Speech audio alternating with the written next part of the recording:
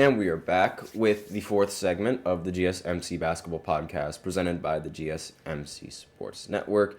And in this fourth segment, we are going to be talking about the NCAA Tournament and when these games are going to be going on. And Amir Lewis in the chat, are you stupid or just don't know anything about the Olympics? And let me see what else he has to say. And its impact on sports played during the summer.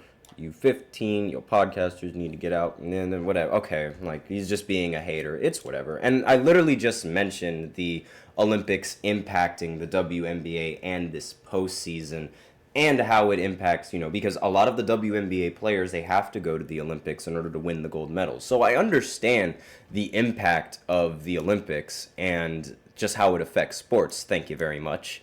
And really, that still doesn't change the fact that these games should not happen on a Sunday. They're coming off of their best season. You're telling me that you can't have these games start earlier in the day on a Monday, break them up into a Tuesday, break them up into a Wednesday, break them up early into Thursday, as well as break them up early into Friday. Whoever planned the schedule, in my opinion, just didn't do a really good job. And you can be a hater all you want, but that's my opinion, and you're going to have to sit here and take it. Either that, or you can just click on another video, sir. Thank you very much. Please come again.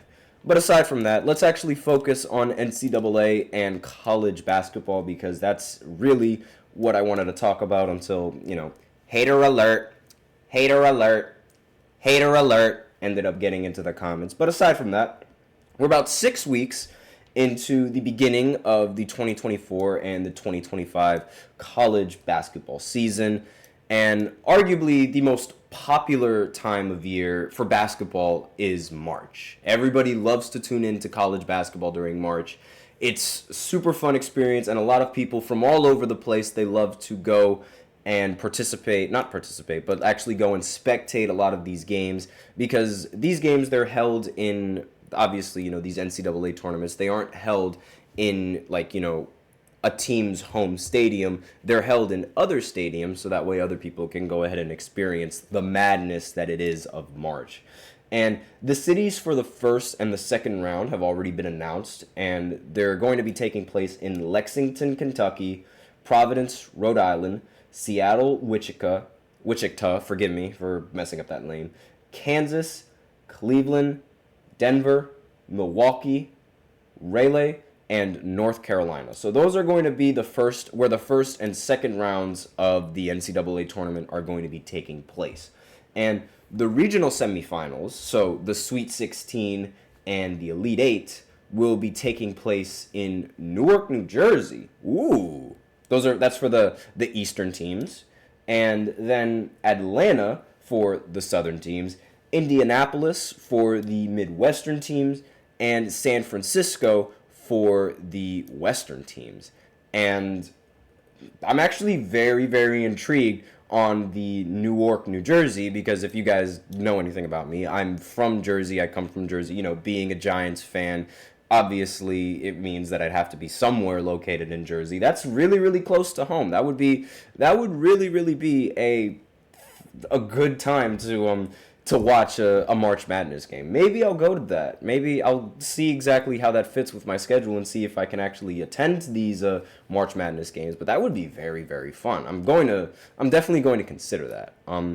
So I'm just reading the chat. Good Monday. The NBA is going to expand to more franchises soon, so the Sonics 100% must return to the city of Seattle and Vegas. That would be good. What other cities would you pick for the NBA to expand? So I actually don't really like the idea of the NBA expanding into Vegas, and I didn't really like this idea, off of the incident involving Henry Ruggs. If you guys know anything about football, then you know that Henry Ruggs was driving at ridiculous speeds and ultimately ended up causing an accident.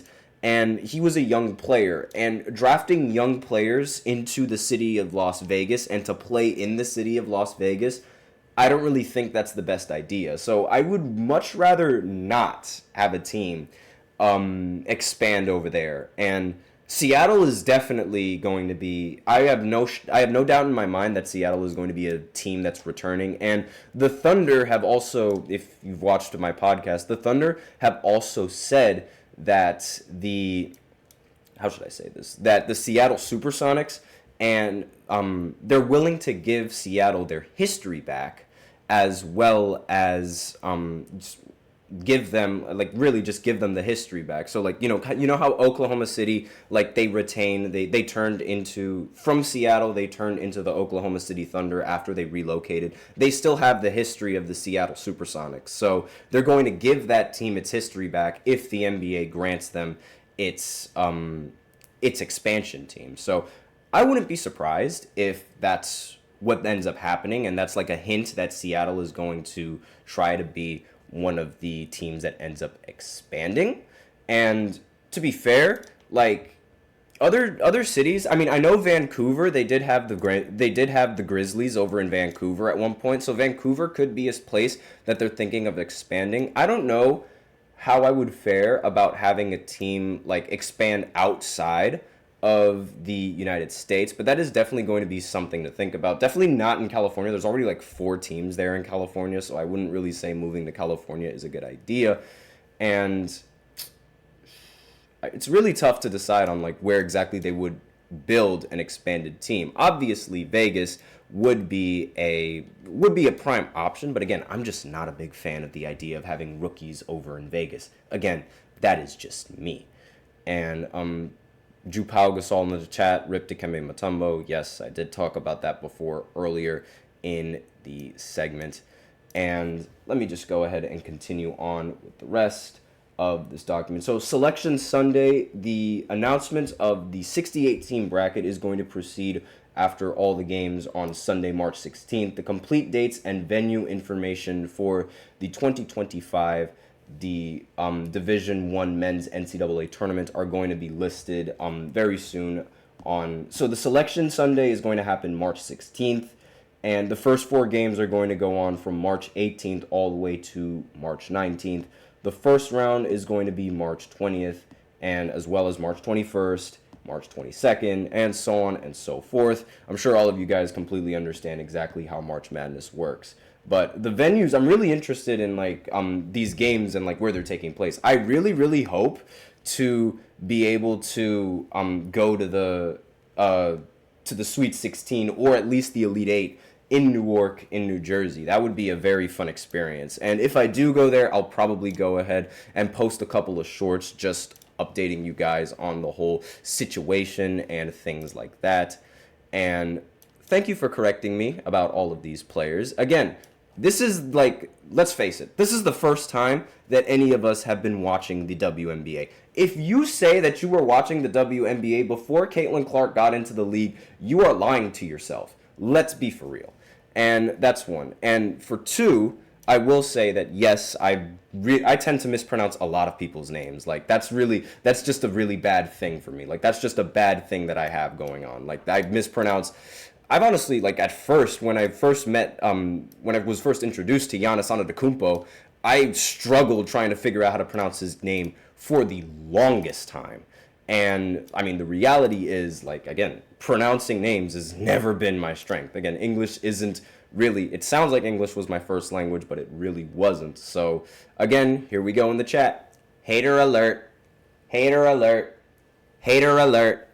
It's that simple. Again, if you really got a problem, you can always click on another video, my guy. You really don't got to waste your time here, but it's whatever. So aside from that, that is all that we have for the 4th segment. And so after this 4th segment, we're going to talk about, honestly, one of the funniest betting odds that I found out. Jimmy Butler, and this is going to sound crazy, but Jimmy Butler's hairstyle has betting odds. So we're going to talk a little bit about that in the next segment right after this short break.